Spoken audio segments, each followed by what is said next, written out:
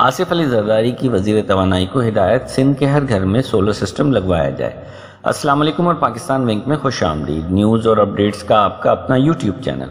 سندھ سے خبر یہ ہے کہ سابق صدر آصف علی زرداری سے گزشتہ روز وزیر توانائی سندھ امتیاز شیخ کی ملاقات ہوئی، جس میں ملکی سیاست اور دیگر امور پر تبادلہ خیال کیا گیا۔ اس موقع پر امتیاز شیخ نے آصف علی زرداری کو عید کی مبارکباد بھی دی۔ رپورٹس کے مطابق ملاقات میں سابق صدر آصف علی زرداری نے کہا کہ سندھ سے غربت، بے روزگاری اور معاشی بدحالی کا خاتمہ کیا جائے۔ انہوں نے وزیر توانائی امتیاز شیخ کو تاکید کی کہ کوشش کریں کہ سندھ کے ہر گھر میں سولر سسٹم لگوایا جائے۔ سولر سسٹم لگنے سے عوام کو مہنگے بجلی بلوں سے نجات مل سکے گی۔ اس کے علاوہ آصف علی زرداری کا کہنا تھا کہ chairman Peoples Party Bilawal Bhutto کی قیادت میں ملک کو فلاحی ریاست بنائیں گے۔